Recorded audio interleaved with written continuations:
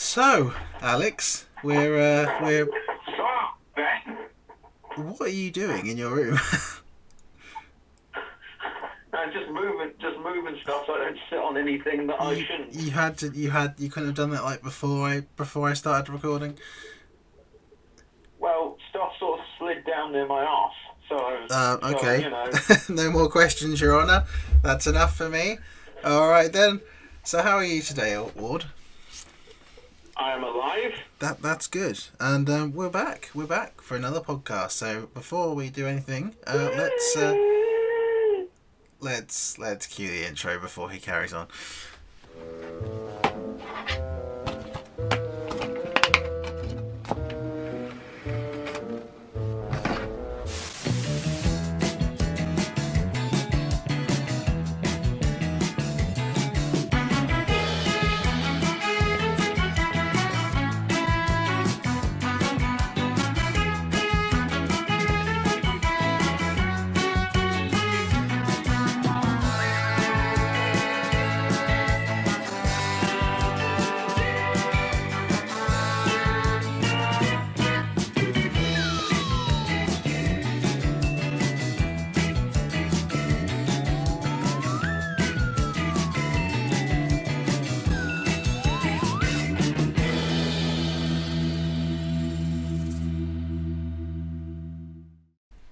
So yes, we're back.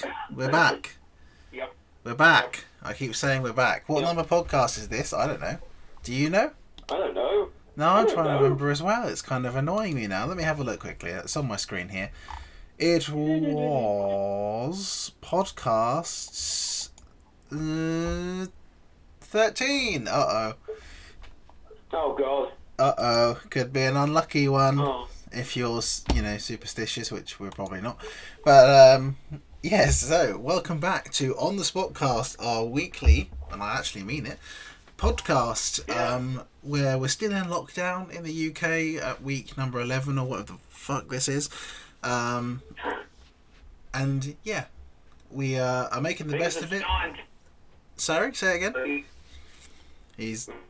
Okay, we seem to be having poor connection quality with Alex at the he's back. No, I'm back. Panic over.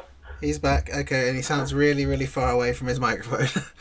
I'm not. I'm actually not. Okay, that's weird. Well, anyway, yes. So welcome. Oh my God. Yes, welcome back to On This Podcast. Like I was saying before, Alex's connection completely dropped off the face of the earth. And the call actually hung up on my end, and then it redialed you again on its own. So, yeah, God knows what happened there. But yes, today we have. Technology. Huh? That's what it was. Technology. It was technology. Yes, you're not gonna hold the sign up and run up to people in the street now, Maybe depends on how I'm feeling that day. You also need to wait till all this stuff is over as well, really. But yes, anyway, so today's topic is sequels, in particular video game sequels, a topic that I only found out about 10 minutes ago. I've my phone on. I've had my phone on charge, so I could reply to you. Listener. I apologise. That was my bad. Listener, please listen to us. Listen to this story. Last night, I couldn't think of any ideas for the podcast because, it's been quite a few weeks in lockdown now, and all my ideas that we did have are kind of starting to run out of it. So I left it in Alex's hands, and he messaged me this morning before I woke up, a couple of hours before I woke up, with an idea. He didn't say what the idea was. He just said that he had one. He didn't think to actually write it then. So when I messaged him back, he didn't actually reply to my message asking what the idea was until 10 minutes before we actually started recording. So I only known about this for about 10 minutes. So if my entries are a little bit rubbish, blame Alex. Because he's had 2 hours to think about his. Well, he's had more than that. He's had like 4 hours to think about his. I've had like 10 minutes. So. So yeah, so today's topic is sequels. So video game sequels. What makes a good sequel? What is a bad sequel? Best sequel that you've played? All those sort of things. We also have comments of the week. We have some lovely comments on there this week from our very own Mr. Bruno Goddamn Cabela is a good old boy. He did good. From our asking, and he delivered the goods. From our resident northern Italian man that we have leaving us comments about Yes. all the things that we antagonised him about last week. But we'll get on to that in a little while. And we also have the Plat chat as ever, and just a general what's going on. And we're gonna kick it off. What should we kick it off with? Should we go into sequels, I guess, Alex? If you want, or did you want to do the topic? Do the topics first. The comments first, as we've got some. I thought you wanted about the chocolate bars. The topics. I would like one. That would be quite nice, actually. Have you got some? Yeah. Have you got some topics? I do. I have a big. You know those Malteser, those big You know the Malteser bars. Yeah. I've got one of the big ones of them sitting just. Like, I don't know how far, a little way away from me, far enough from like too far for me to grab, like the but kind close of enough for me to see. like the bubbly kind of shaped bars. I know what you mean. Yep, them. Yeah, they're I've kind got of a big weird. one of them sitting over there, so it's all nice. The asymmetrical shaped bars that a lot of chocolate seems to be going into these days, and it's kind of hard to eat that because you're like, do I break off this chunk or do I break it off? And if I don't break it off on the curves, it'll look untidy. Too much anxiety in that chocolate for me. But so let's just go on to our topic for today, which is all about video game sequels. It was Alex's idea, so I'm going to let you say what inspired it. Well, last time I said I was watching a bunch of Arrow, Flash, Legends, and Supergirl, and I finished them, and I thought I'd get back into Injustice 2 because there were a few achievements on there that I'm close to, I'm getting. So I thought I'd start working on them this week, and I've from a story perspective, it's a completely it's trash as a sequel because it completely retcons a lot of the comics which set up the first game. But from a gameplay level, and even I would say from like a storytelling perspective, it is, in my opinion, really superior to the first one. It not only looks better, the fighting is a lot faster and punchier and flashier. It runs a lot smoother, and like I said, the storytelling's a lot stronger because the first one felt like it was just a bunch of fights with a few stiff cutscenes here and there, whereas the second one full on, just like the transitioning from the cutscene to the gameplay and the gameplay to the cutscene just feels so much more smoother, and the story's much more epic and dramatic and kind of emotional at the end because they really go straight into because Batman and Bruce Wayne and Clark Kent, they'd been friends and allies and that for years and years, and the sort of emotional trauma that all the years of fighting. Yeah, depending on which ending you get. Comics, the first game, the same game, and all that is building up to the surface and that by the end of the game, and it's just it's a really good example of how to improve on what was already a good game and turn it into something brilliant. And so that sort of made me think about, what makes a good sequel? What makes a bad sequel? What are the best sequels I've played, etc. Well, obviously, what you were speaking about in there also depends on largely what ending you get in Injustice 2, because I believe there are multiple endings, if I remember rightly. I have played it. Yeah, there is. I have played it, but it was a long time ago. I played through the story of that. I believe I had the one where they teleport him away at the end into some place, and that was it. Yeah.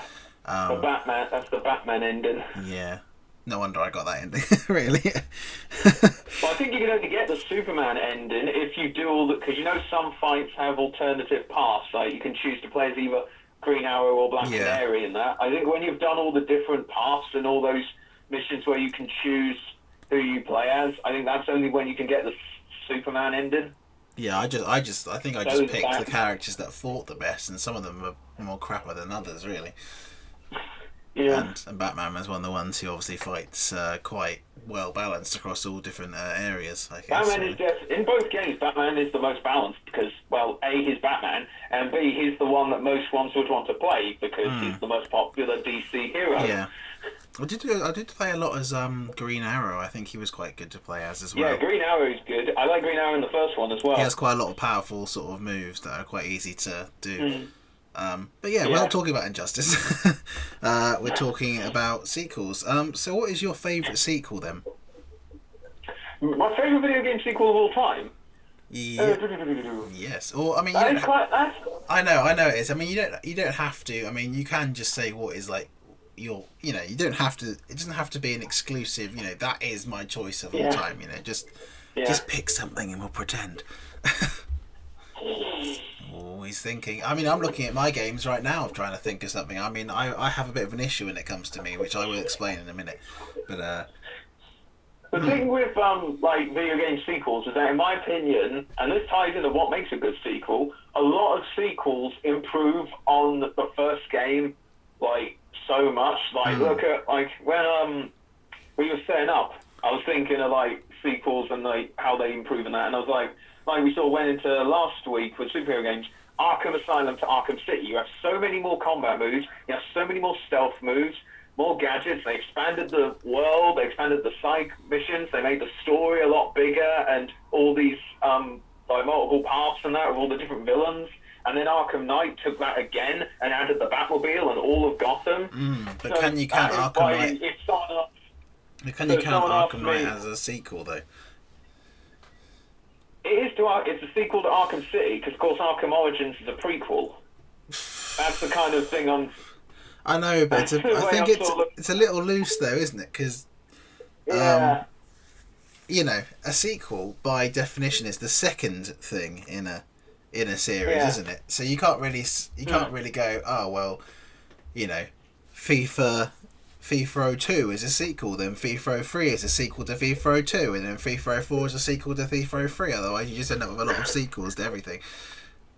It's not kind of. I mean, it's not. I mean, what do you deem as when you get sequels within like series? So what about something like Call of Duty, where perhaps you have Modern Warfare 2, even though it's the sixth game in the Call of Duty series, but it is a second game in a storyline. The way I look at it like that is because, well, like in Call of Duty, there's there is like the random sort of one-offs like COD 1, COD 2, COD 3, even Infinite Warfare and Ghosts have, even though Infinite Warfare deserves a sequel. And then you've sort of got the sub-series within the main series, like you got the Modern Warfare originally trilogy. But would you add the new one on, or would you class that as a separate? I class it as separate because it's not anything to do with the other ones. It's a completely retelling of the story, isn't it? So. But like you've got the Modern Warfare trilogy, which is a separate sub-series of Call of Duty. You've got the Black Ops quadrilogy, or whatever, or if you add World at War, which is kind of connected to Black Ops 1, then becomes, I think, a quidrilogy or whatever. Well, I think it's definitely. I mean, I think it's definitely connected. I think everything is. Yeah. But like you said, but that's how I sort of rationalised it with like Call of Duty, because it's these little sub-series within this bigger series. Well, I think. Whereas, like you said, with something like FIFA, I don't know how you would categorise that, being honest. Well, you can't really, can you? You just have to say that it's just the next. Because I know there is a term called prequel, which is the third game in a trilogy. So it'd be Modern Warfare 2 is the sequel, and then Modern Warfare 3 is the prequel. But then when you go into like a fourth or a fifth, I think they go back to sequel. I don't know, really. I think it just gets a bit too ridiculous at one point. Yeah. And you just have to start calling it by the name of what it is. But I think we're safe with Modern Warfare 2 because it has 2 in the name, so I think we can count that as Modern Warfare 3, prequel. Yeah, Black Ops 3, prequel. You just have to call it an entry in the series or something like that. You just have to call it that installment or something like that. You can't really carry on going sequel, 3quel, 4quel, 5quel, 6quel, 7quel. You know, you can't keep going. You just have to say, oh, it's the seventh. It's the seventh entry in the series. It's all the seventh installment, or something like that. You can't keep, you know, listing. So, in my term sequel, I actually had a bit of a struggle because I've gone through, and this might annoy you and perhaps other people. I've gone through a lot of what you might say is bad video game playing, in the sense that I've played sequels first. I've done that a bit. In a lot of series, you know. For that so much because I started with Halo 3, and he rips that into me so much. He'll probably do a comment saying about that. Problem is things like Uncharted. I came to Uncharted 2 first because I got it when I got my PS3, and then I went back to Drake's Fortune. Things like I played The Witcher 3 first, so that's the third game in the series. A lot of people have done The Witcher 3 first. Yeah, a lot of people did The Witcher 3 first. And then I went back. A lot of people with Call of Duty, they started with either COD 4 or Modern Warfare 2. Like COD 4, it's the start of a Modern Warfare trilogy, but it's Call of Duty 4. You know, and then you have things like Assassin's Creed. I played Assassin's Creed 2 first, and then went back to 1 and hated it, and then went on to the rest. You know, so I know this Far Cry made, because I think a lot of people started with Far Cry 3. Well, the first Far Cry, the first Far Cry I played was Far Cry 4. Oh, you didn't start with 3? No, I never had much of an interest in 3. I still don't for some reason. I just never particularly found it, and it didn't really appeal to me for some reason. I don't know why. You know, I didn't know that. For example, but I would say Far Cry, like saying about sequels improving, I would say Far Cry 4 is better than Far Cry 3. Well, you know, you could, yeah, I started with Far Cry 3. I didn't know you didn't. Yeah, or other things like this. You know, you could say Mafia 2. I played the original Mafia 2, and I never played Mafia 1. I think again, a lot of people did. You know, or I'm looking at, you know, I mean, God of War. I played the PS4 reboot continuation of the story before I ever went back and decided to play the other ones, because I never thought about playing them before, and they are linked. You know, GTA. I played GTA 3 first, and I never played the other two. You know, again, a lot of people did. You know, there's a huge. I mean, I played Star Wars Battlefront 2 before I played Star Wars Battlefront 1. I think. Yeah. You on about what? You on about the original Battlefronts or the new ones? Yeah, the originals. I played with the first one. I played Fallout 4 before I ever went, but I never went back to playing Fallout 3 because Fallout 3 is rubbish. And well, it's not rubbish. I know people. Did you ever try New Vegas? No, Did you ever try Fallout New Vegas? I know people love it for what it was, but once you've played Fallout 4, going back and the mechanics and the way the game plays, I find the whole world depressing as well. It's grey as shit. It's the post-apocalypse. I know, kind of but at least Fallout 4 had a bit of beauty to it in the way the cities and everything. You know, it had that. And I suppose you had cool stuff like Nuka-Cola Land and all that stuff, which made it more visually interesting, much more fun, and you know, that sort of thing. Yeah. Yeah. I mean that is the issue that I have anyway. Is that there are a lot of I can't speak. A lot of series that I played into, I started within sequels anyway, which a lot of people would say is a bad thing. You should play. You know, some people go, "Oh no, you should only play the first game in the series and then go on to the next one." But they can't. And you know, but you know, the only ones, there's only a handful of games I can think about where I've played the first one and then I have then legitimately gone on to the sequel, not including The Last of Us, which is obviously coming out very soon. You know, that's another thing that kind of inspired my topic, because Last of Us 2, which is like one of the most anticipated sequel, despite all the controversy, for many different really reasons. I mean, it's still, despite everything, it's still the most pre-ordered game on Amazon by a long way. Oh yeah. Controversy sells. People want to, even people that think this story is going to be dog shit, they want to see it, so they want to experience it. They can complain about it. I look forward to seeing all the great reviews of it and people then being quiet. But yeah, that's coming out in 11 days from when we're recording this. I think the podcast I'm planning on releasing it the same day we're recording it, so we've actually recorded this morning from tonight, hopefully. As long as everything goes well, fingers crossed, and nothing goes wrong. But yeah, so I can only think of a little handful of games. So in a couple of weeks' time, I can add Last of Us onto that list, because it's a game that I started out in the beginning and then I carried on to the sequel. But in other terms, the only ones I can really list to you now, I would say, is the first Jak and Daxter game, which I played very long time ago on the PS2, and was a great game. It's still one of the best platformers of all time. And then the sequel that took it to a much darker, more gritty setting, open world, and I played the shit out of that one too, and I loved that as well. And that was one of my most cherished and remembered, just because of the fact it is. And I have played it many times since, and all its different, every time they bring it out on the next PlayStation, I play it and I platinum it again. I have the platinum for the first Jak and Daxter game about 4 times now, across different formats, just because I love playing it and it's such an easy thing to do. Another one I could say is Batman Arkham Asylum to City. I played Arkham Asylum first. Somehow I managed to make it to that one first. I don't know how. I think I didn't ever own it actually. I think my dad borrowed it off a friend of his that owned it, and actually I borrowed it off him. So that was my first foray into the world. And I'm not sure how much of it I understood, because I was probably quite young at the time. But I can't really remember. And obviously I got City when it came out, and everything divulged since then. Another one I remember, Splinter Cell, the first Splinter Cell game. That was a game that I played. Actually, it wasn't even my game. That was another game that my dad actually got for himself, but I ended up playing more of it than he did. Um, so that was a great game, and that went on to Pandora Tomorrow and Chaos Theory and Double Agent and Conviction, and then Blacklist, and hopefully something else.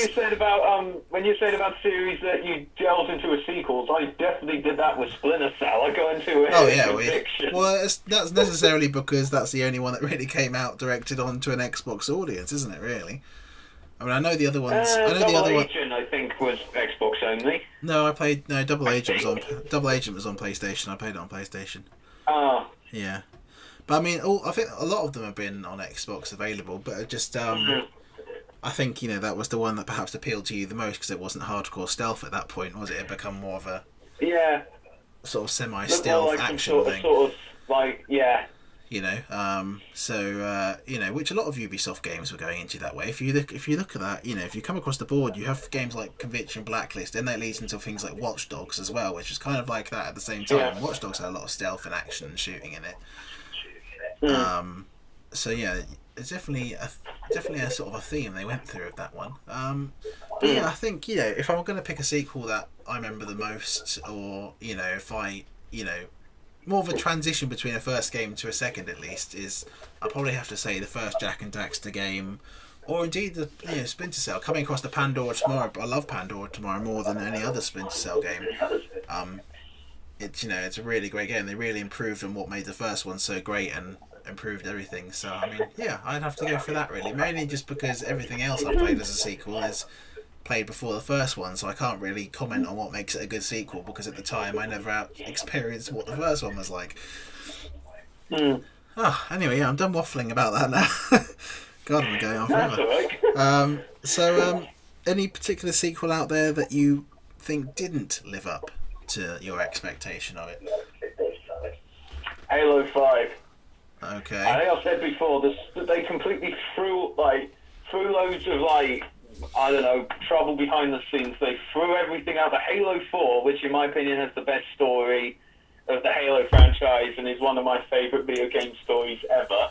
Yeah. They completely, and the game was massively controversial and loads of things, so Microsoft got scared and they ordered 343 to basically change a lot of the story, and the story they gave us was just crappy. Like, all the stuff for Halo Infinite's coming out, and I'm honestly not that. I'm excited because it's a new Halo, but the thing that really got me, I was like, oh my god, was Halo 4, and I was like, oh my god, I want to see how they're going to carry this over in Halo 5 and all that, and Halo 5 just burnt me so bad that I'm kind of really wary about Halo Infinite, even though Halo Wars 2, I will say, had a pretty decent story, but it didn't grab me and wasn't as emotional and complex and that as Halo 4's was. As a game, I can enjoy Halo 5, but there's still that thing its story just really burnt me. Yeah. And that's why it's my most disappointing sequel, because a lot of sequels, like I said earlier, most of my favourite games are sequels. So, yeah. I'll tell you what, I thought of, and I know we're just moved off this, but I just thought of a couple more games sequels that I didn't think about mentioning. And the first one of them another sequel that I played into was Killzone 2. I never played the original Killzone. Again, a lot of people with Killzone 2, I still so much better than the first one. I still haven't played Killzone 1, to be honest. I think I did try it. I think I tried it because it was on PlayStation Now, and I just didn't like it. Yeah. I think I gave up after about 10 minutes. Killzone 1's first 3 or 4 missions are actually really, really good, and the rest is just I just played to 4 missions in, and then I just stopped. I mean, Killzone 2 was an experience in itself because it feels completely different. Because that was the first time I played a first-person shooter that wasn't a Call of Duty at that point. So, Killzone 2 is so visceral. Killzone 2 is so visceral and intense and in your face. You just have to watch gameplay to be like, oh shit. Yeah, no, it's definitely very different to say a Call of Duty game. Yeah. Yeah, I don't know. How about no, I can't think of much. Actually, no, I did have one, and that was this is going to be a good one that hopefully might inspire you. Is Lego Star Wars? I think I started with the first one on Well, PS2. so did I, because actually started with the first I one on PC. remember, and this is story time, viewers and listeners. Yeah. I remember when my parents were still happily together and my childhood hadn't been wrecked by their breaking up. That we went to Windsor and went to Legoland. I've been there a couple of times. And I I've never remember, gone to Legoland. yeah, I remember going to Legoland, and this was at the time when they were going to bring out the first Lego Star Wars game. It had just been released, I think. I had no idea it had been made or released because I was at that point I was so young. You know, you didn't see things. There was no lot of social media back then. You just kind of you either saw it on a TV trailer, or if you missed it, the next time you knew about it was when you saw it in a store, and you're like, "Oh, this exists." Yeah. So I remember going there. I remember being in a cafe or a little, something like that, in like one of them expensive places in the middle of a theme park like Legoland. And I remember in the corner they had on a big machine, like an arcade machine, they had Lego Star Wars playing, and I remember playing it. And I remember then buying it from the the Lego sort of gift shop, because they obviously had like millions of copies for sale in there. I remember really enjoying that, and obviously then playing the other ones when they came out, and carrying along that series. So that's definitely been a great series. They obviously improved greatly as time's gone on. Yeah. I think Are you going to get the new one coming out? Because, of course, they did the complete saga of all 6 films, and now coming out, I think, at the end of this year, is the Skywalker saga. Yeah, well, it's all 9. All 9, isn't it? Yeah. I still need to get the complete saga, the Skywalker saga. Yeah. Because I played the first one on PS2. I got the second one on 360. I have the complete saga right here in my hands now on PS3. Yeah. I have the complete saga in a special red case. Special PlayStation Greatest Hits. Or Greatest Hits, they call it. Yeah, it's an Xbox 360 Classics as well. They didn't. This is off the point where they stopped doing platinums. Do you remember the old platinum games on PlayStation things? Yeah. The silver cases. I only have a couple of platinum games. The only platinum games I have is the original Splinter Cell, Jack 3, and Batman Arkham Asylum. So yeah, that's the only. Yeah, that's the only platinum games I own. Xbox sort of did 2 different sort of versions, and that silver one was I think all was one a re-release. But they did 2. They did Xbox did Platinum Hits, and then they did something called Classics as well. But it's basically a game, but in like special packaging. Even though sometimes, like for Assassin's Creed 2, they added the for Battle of Forlì and Bonfire of the Vanity stuff and the Templar Dens. Yeah. Well, I mean, on PlayStation Store at the moment, they have a PlayStation Classic section where it's just all their greatest, things like Uncharted, Last of Us, God of War, things like that. Just PlayStation exclusives, really, is what they've basically called that section, but they didn't want to call it that. I can't really think of a particular sequel that I've not been happy with. I know that's going to annoy you and probably Bruno, but I can't really. I mean, maybe perhaps Battlefield Bad Company 2. Oh. That's a very random game to pick out. That is pretty random. That's only because I really enjoyed playing the first Battlefield Bad Company. I really loved the story to that. One of them 4 guys and going rogue and trying to get gold, and it was a really, really great game. And then the second story, I just didn't really adhere to me as much as the first did, and it just didn't really, it just didn't really quite. I heard that it got rid of a lot of the sort of comedic. Yeah, it had a lot of comedy in it. It was a lot more serious. Yeah. I just didn't. It didn't quite appeal to me as much as the. So perhaps that's the only one that is. Perhaps I wouldn't say is bad by any means, but didn't adhere to me as much as the other one did. If that makes sense. So I think that's probably it. That reminds me of another franchise I got into a sequel, and it's the only one of this franchise I've played, Battlefield 3. That's the only Battlefield game I've played. The only Battlefield games I've played are the Bad Company ones, and I haven't touched outside of that series. So, but anyway, I think we're going to leave it at sequels for now because we're at the half an hour mark.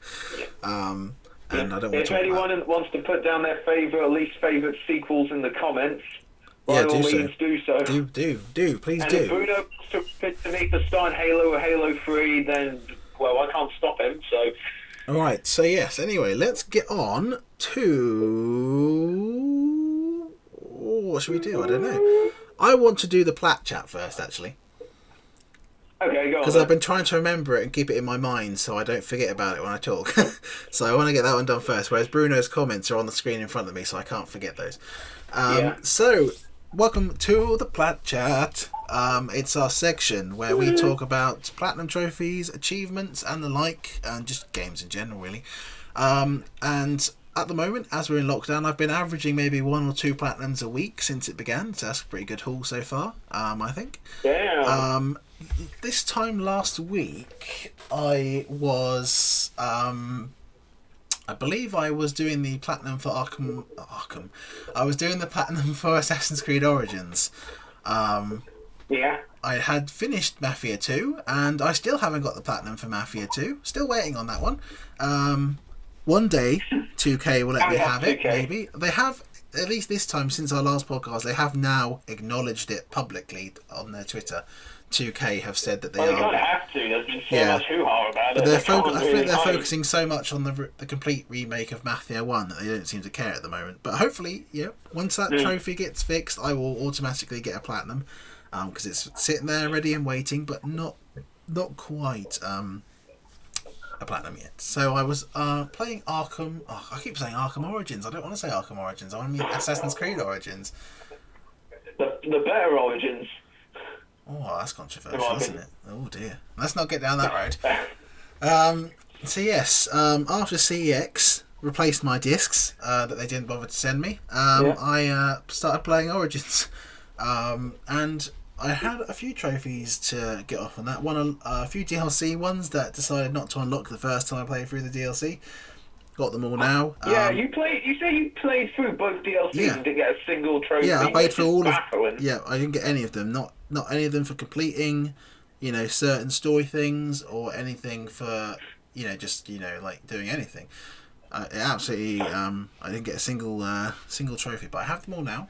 I also cleared up everything else. I had all the other ones like bloody complete all locations was a bit of a slog because it meant that I had to do everything in the map and then play right through to the end of the story to get the last location, which I did. But obviously at that point, I rushed through the story in about a day. I think I just sort of streamlined it and just absolutely rushed it out so I could get to the end.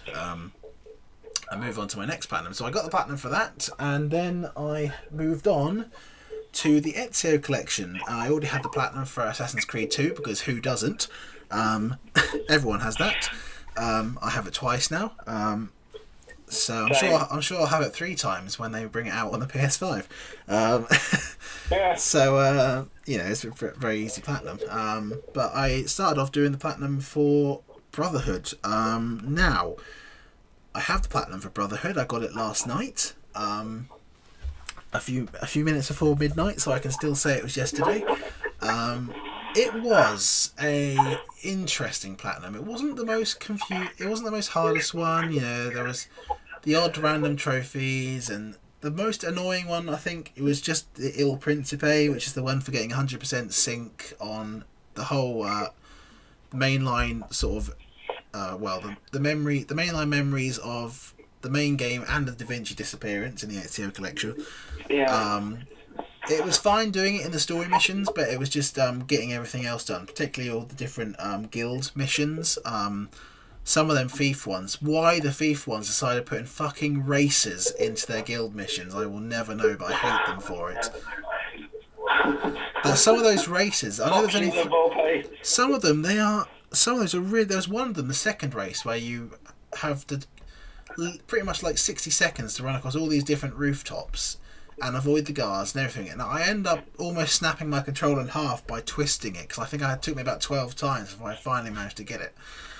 Because it was just fucking... why? I kept saying to myself, I said, you know what? I'm meant to be helping you and stop these Borgia spies and shit, so why is me proving that I'm quicker than you gonna fucking help anything? As you can tell, I'm not mad. As you can tell, I'm not mad. I remember having trouble with the tank. I remember having trouble with the tank and the bomber for Leonardo. Yeah, you know what? Yeah, the bomber one, I was fine. I didn't have any problem. I think I only failed it once because I got shot once. By the way, as for people who don't know, the bomber and tank 100% sinkers do not get shot by arrows or do not take any damage in the tank, respectively. Yeah. First of all, when I read that tank one, I thought, you couldn't get shot at all by even like bullets, and I was like, how am I going to do this? Because as soon as you kick open the door, they just start firing at you. But unfortunately, it only meant tank fire. I remember one time, the only time I failed it was when I neglected to destroy some explosive barrels, and then when I drove past them, the enemy shot them, and then that damaged me, which was annoying. But yeah, they were alright. But yeah, it was the Il Principe ones, and just those last few that were really annoying. And then just getting all the flags just felt like a bit of a drag. Some of the followers of Romulus, the timed levels were annoying. Yeah. They're not hard. They're not hard, but especially when you think that a lot of them have the flags hidden about, and you can't feel like you have time to go and get the flags and do and 100% sync at the same time, so you have to replay it. But I tell you what, I did have a good ending because the last flags I had to get were in the Basilica de San Pietro, which is that Romulus one where you chase the papal guy up through the entire. Yeah, if you've gone through, all the ones. game and been really like systematic with the flag gathering and all that, that is the final flag you'll need. That is one of the that's one of my favourite Lair of Romulus ones because it's really great. It's the only time you see rain in the entire game. It never ever. Have you seen rain during free roam? I've never had any.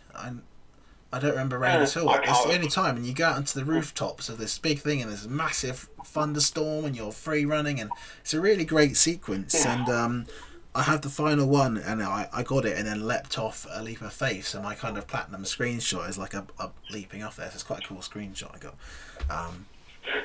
So yeah, I did that. Now I've moved on to Revelations. I spent last night at 2:00 in the morning doing Subject 16's Lost Archive. Lost Archive. Fuck that stuff. At 2:00 in the morning when you're tired, that's starting to get a little bit freaky in your mind, because they have made it a little bit eerie, horror-esque by the fact that they keep suddenly throwing different sort of jump scare like screens on your face of like random staircases and shit in his mind. The only two I have left to get in that now is complete the Animus testing sequence without failing and cross the river Styx without failing, those two are quite a bit of trial. Yes, yeah. I anticipate they're going to be annoying. Not looking forward to that, but I will get them, and then I have to go into the main game, and it's not particularly anything too bad, just clear everything off the map, do a bunch of interesting things, collect all the collectibles, and 100% sync. So not masses, just it's alright, nothing too bad. So yeah, that is what I'm doing currently. It's what I'll be doing probably after we've recorded today. And yeah, it's anything you've been doing apart from Injustice? Well, while you were playing my two favourite Assassin's Creed games back to back, those being Origins and Brotherhood, I just finished those DC shows that I said I was watching last time, and literally this morning was when I decided to get back on Injustice 2. So I've mostly just been sitting on my arse watching shit. Well, anyway then, so we'll leave Plat Chat and Games of the Week behind, and we'll go on to Comments of the Week, which is the section where you might, as imagine, we read your comments. So if you'd like to have your comments featured, please. We do. We have 3 this week, 3 big ones. Bruno delivered the goods. He has. He's good old Bruno. Good old boy, Bruno. From what I can see on here, Bruno has got a mighty big one on here this week. A really big one, a big wang, as we might have remembered as a callback. Yeah. He's got a giant wang. Not sure if it was as impressive as Evie's wang, though. I don't know. I reckon she had a good wang too. completely confused about. Everyone else as well. So yes, last week we decided to antagonise Bruno for comments by insulting everything he loved and then making him angry enough to comment. So not really. I've seen Bruno. I've dealt with angry Bruno. These comments aren't angry Bruno. We did kind of antagonise him into it a little bit at least. Yeah. So we have some comments. I'm going to start off with the one that he's actually talking about sequels, which seems kind of, somehow ironically, it's quite well timed. Some of these comments are quite big, so I'm going to have to read them through as little blocks and just kind of try to avoid pausing. So here you go anyway. So here is his comment about sequels. He says, as far as superhero games go, I would like to see a specific type of sequel to Spider-Man PS4. The game was good and all with its mechanics and gameplay, but personally I found the story to be mostly trash. Aside from the soppy mistake of including the whole friend gone bad, in inverted commas, trope twice, and Doc Ock and Mr. Negative, it was just too bombastic and as a result generic for what I'd like a Spider-Man story that I can also take seriously to be like. For example, it started off with a full-scale police siege on Kingpin's skyscraper with armies of goons and explosions going off in the street. Kingpin is not supposed to be a big fat goofball who sends his men out to war with the police. He's someone who would rather let himself get taken into custody and then slowly make his way back to freedom by either his attorneys or corrupting everyone behind the law. I cringed when I saw how the game opened and as it just looked incredibly uninspired. Speaking of the uninspired, the whole third bit with Otto releasing a deadly virus, yikes in brackets, into the city is an overdone concept for open world games centered around a city. These concepts aren't relatable and Spider-Man is supposed to be the relatable hero. Batman is a billionaire and Superman is an invincible alien, but Peter is the down-to-earth teenager who happened to get superpowers and then is faced with moral obligations.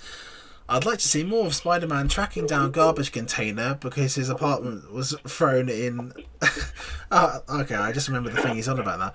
I'd like to see more Spider-Man tracking down a garbage container because his apartment stuff was thrown away. That was a segment I did like. That was a boring segment for me.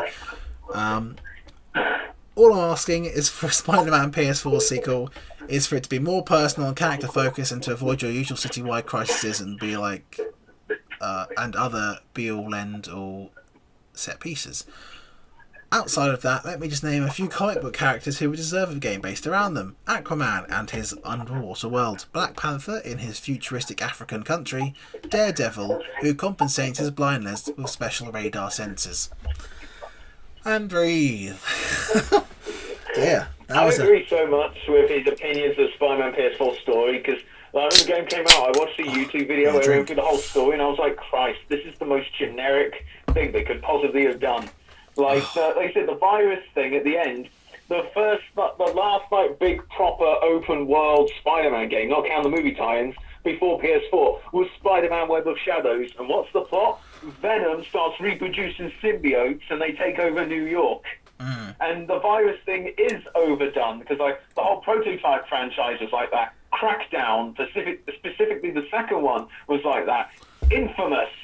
Crisis 2, yeah, that's not an open world game, but it's New York and there's like some alien thingy going around infecting people.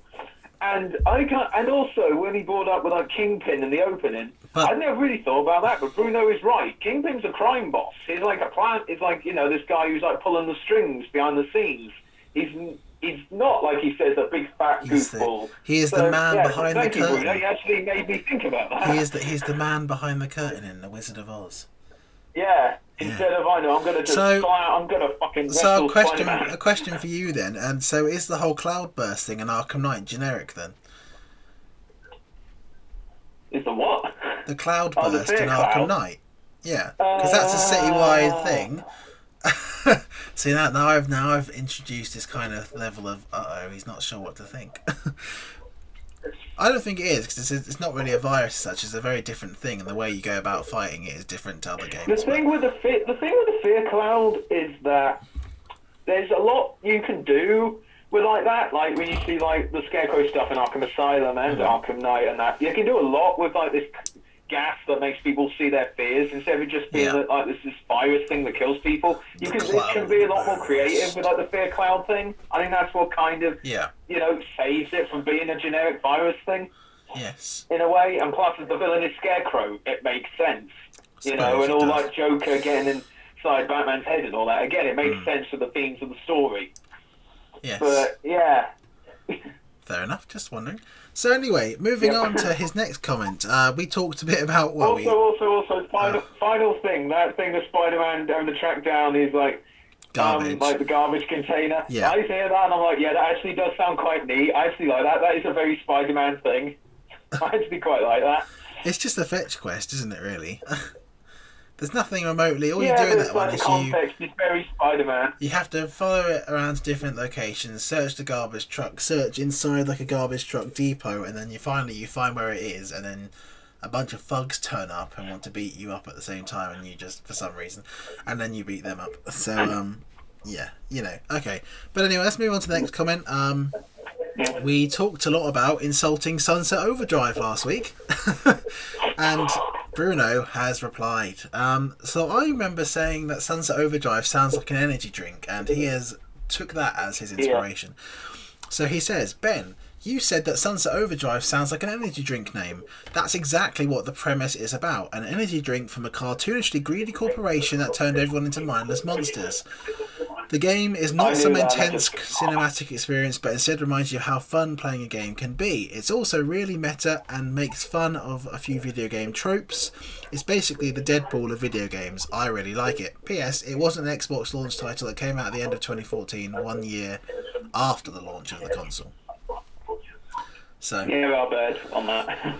Fair enough. I couldn't remember anyway. It was a while ago. It was like 6 years ago or 7 years ago. Yeah, forgive us. It's, you know, we were older since then. We don't, you know, we're not as young as Bruno. He's younger than us. I forget how much younger he is. How younger is Bruno than us? This week on how old is Bruno? At least 4 years. I think he's 18, 19. Oh God, he's still a child. That's when he puts in the comments, I'm 20, you idiot. Yeah, he probably will actually, won't he? I can't remember. I am friends with him on Facebook. I could find out, but I can't be bothered. So I'm not going to. I was trying to think when he said it as meta and makes fun of video game tropes. I'm trying to think there's a couple of other games that do that. Jack and Daxter does that quite a lot. It just crack the fourth wall a couple times. Other games that do that. There is some. Ratchet and Clank, the PS4 reboot, does that a shitload of times. It's constantly like literally has the characters ending conversations by "All right, I'll see you in the next reboot," and shit like that, which is really well done. I really enjoy it. So yeah, that's definitely a game that has that. So yeah, I do appreciate that. So moving on to our final comment, and we talked about pizzas and what makes a real Italian pizza. And that's probably offensive. Alex talked about how his barbecue chicken pizza offended Bruno in every way possible, and his Italianness. And since then, I've actually eaten 2 of them as well. So we'll see what Bruno has to say, because I asked him, you know, as a genuine question, what actually makes a real Italian pizza? Because we don't actually know, you know, because we're not Italian. We just have the rest of the real world's perspective on pizza. So this is what he says about real pizza. He says, even if I live in the least Italian place in Italy, I can try and share my perspective on pizzas. They're not supposed to have much in the way of toppings. The main experience of pizzas is supposed to be the dough, the tomato sauce, or puree, whatever you want to call it, and the mozzarella. Beyond that, the topping is only supposed to add a small amount of additional flavour to the main ingredients. Personally, I usually have the baked ham, thin slices, and champignons. Is that how you say it? Champignons? Onions, aren't they really? I think it's like that. Champignons. Yeah. I was looking at one. I was like, "What the hell is that?" I think it's champignons. They're just basically.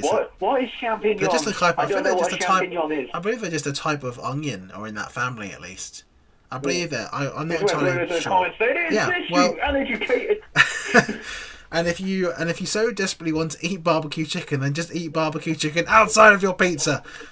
Otherwise, you take away from. I'm not a pig that eats chicken and pizza. I eat pizza or I eat chicken. I'm not a pig. Otherwise, you just take away all its dignity, and it ends up being a hot mess. I'm a hot mess.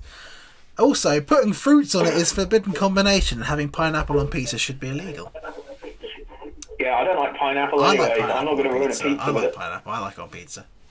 Heresy! You are a heretic! I don't care. You This is, should be my, burned. this is my podcast, my channel. I'll say what I want. But yeah, Oh. and I mean no offence to Italians, but what he describes as the bread and the cheese and the thing, I'm sure it's good over there because I imagine their dough is probably really great. But if you compare it to I'm sure you know they make their own dough and it's really like, you know what it's like when you have homemade bread. You know, I really enjoy eating just some bread and butter or something. You know, I'm sure their dough is really great, but compared to some, you know, the pizza dough that we have here, I wouldn't say that I could eat a pizza of just cheese and tomato on it because it'd just be boring. I can eat a dough. I mean, I could eat it. There's pizzas nothing. I have I'm not are saying just that the cheese. I'm not saying I wouldn't eat it as such, but I'd feel like I wanted to add something to it. Like it just wasn't enough on its own. Like I want a bit of crunch in there. I want, you know, I feel like, you know, variety is the spice of life. And other such things. So yes, that is Bruno's comments. He's now going to tell us that how we've. I do have a sort of very quick pizza related question. For Bruno and also for you. Which do you prefer, like thin crust on your pizza, like thin base on your pizza, or thick? I don't mind. I can even have stuffed crust. I don't mind. But I've just realised, and this is the part Bruno are now going to save us, is that champignons are mushrooms. I hate mushrooms. It's French, apparently, for mushrooms, and I don't like mushrooms either. I really dislike mushrooms. I don't like mushrooms. This is how you say it. Hopefully, it will come out on my computer. Champignon. Champignon. Champignon. Yeah, you're pretty close then. Champignon. Evie speaks French, so she's probably going to put. This is proper pronunciation. Yeah, I don't know why I thought it was a onion for. I don't know why. I guess it's just one of those things. I think about it. Yeah, they are mushrooms, aren't they? Yeah. Honestly, that's why I don't like mushrooms, which is why I would have no knowledge on mushrooms. So, you know, and that goes for both of us clearly. So, sorry about that. But Bruno, I've saved you an angry comment. So there you go. We've learned now. But I'm a little bit surprised that you use the French for mushrooms and not whatever you'd call them, what the Italian word or German word is for mushrooms. Unless champignons are. Well, is champignon the actual French word for mushroom? I'm not entirely sure. But when you put champignon into Google, it comes back with the translation as just mushroom. So I don't know if it's a special type of mushroom. Bruno, leave a comment. Explain. Or Evie, or whoever. Just someone explain the difference. Because we're not mushroom people. The only mushrooms I eat is in Mario, and that's about as far as it goes. So, okay then. Oh, and also Far Cry for like psychedelic moments. Like Far Cry 4 with the two stoner blokes. Well, yes, I'm trying to remember their names. Christ, it was a long while ago. I do know what you mean, though. I do know what you mean. But then again, that's another thing that gets overdone in games, is this kind of whole, in your mind kind of thing, isn't it? But again, you could say, this whole thing about things being overdone in games, you could say that about everything that happens in games, really. I think we've got to a point where games have become so good and so things like that. It's very hard to think of something that has never been done before. Kind of like YouTube. Yeah. Everything that gets done on YouTube has been done a million times before, and I think it's got to a point where everything is going to kind of be a copy of another something, because very rarely do you see something that's new. Like, when, say, Tomb Raider introduced climbing up rock walls with a pickaxe and things, all of a sudden all the other games started having these features.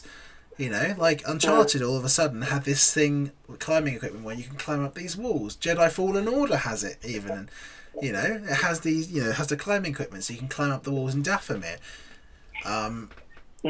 So all of a sudden, like when bows and arrows started to come into games, and the first game that did it, and then all of a sudden everyone else was doing it.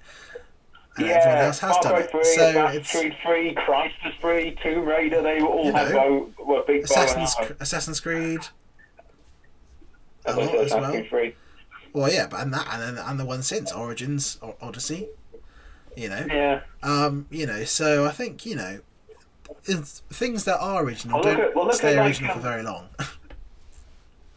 Well, look at like first-person shooters, or just like shooters in general. Yeah. There's always two sort of basic like control schemes. There's the Halo control scheme where you like would click right stick to aim down, sight or zoom, and then there's the Call of Duty style control scheme where you hold left trigger to aim down, sight. Much better.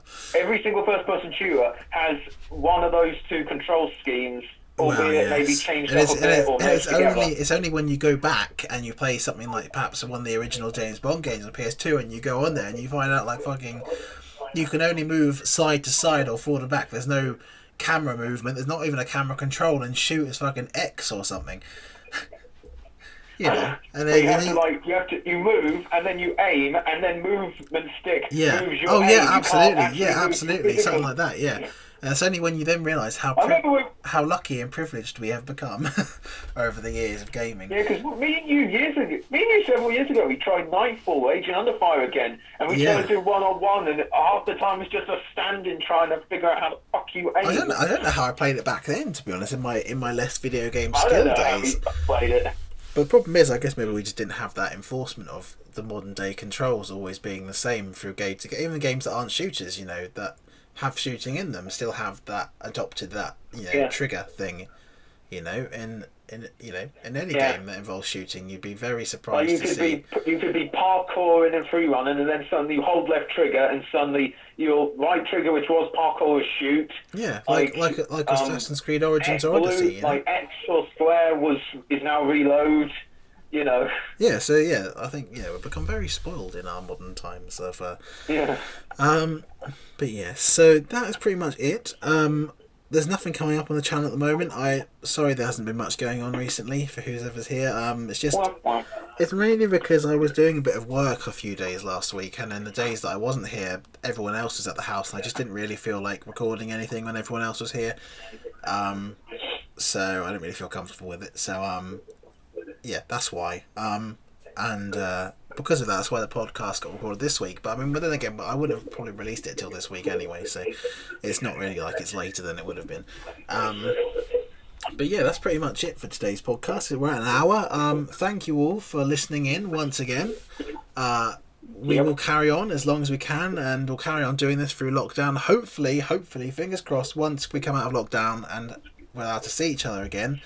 Well, at least indoors. Okay. I mean, I am allowed to see Alex in his garden if I went to his garden and stood 2 meters away from him, I could see him. But that would be kind of a waste of time and not very useful for recording a podcast. So yeah, hopefully when it's all over,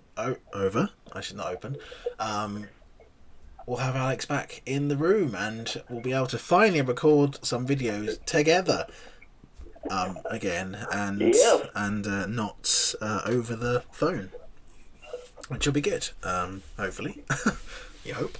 Then we can finally bring the Thursday follow-up back, which I'm totally not using coronavirus as an excuse for why I stopped making it, and not because we just didn't want to. That's not the truth. So you never even gave me the option. Huh? You never even gave me any options like Thursday follow-up. What do you mean? Saying it's totally coronavirus fault. Yeah, no. It's just coronavirus. Just coronavirus. It's not because we couldn't be bothered to do it anymore, or just couldn't think of any ideas. It's just coronavirus. And that's why the Grumble Sundays haven't been going on either, because I can't do a lot of stuff about that as well. It's not because I've been doing other things. I will return to them. It will be a triumphant return. But yeah.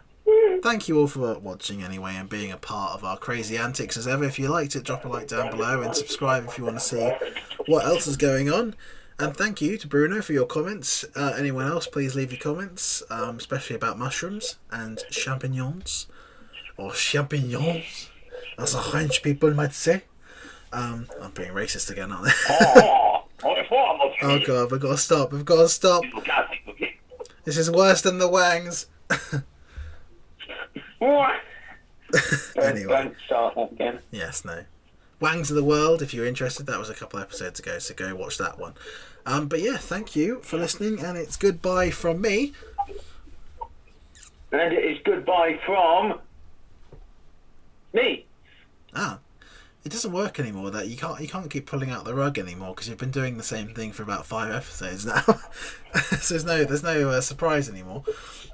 But anyway, yes, thank you for listening. And are you okay? Are you dying? Yeah, I'm fine. No, why? Have you died? Were why are you making these kind of groany noises? Because I felt like it. Okay then. Goodbye. I have expected you. Greetings. Do you know why I live here? Yes. I have been pondering on exactly that question. All in good time. First, a question for you. Imagine but a whisper pushing aside all in its path. What will you burn? What will you spare? Yes. Few could resist such a challenge. You once told me you did not believe in destiny. Do you have no better reason for acting than destiny? Are you nothing but a plaything of fate? Yes. Do not be afraid. Fulfill your destiny. Few could resist such a challenge. Why do you delay? What else would you seek? Go then. Fare thee well. Do not be afraid. Remember well. Power, you have it, but power is inert without action and choice.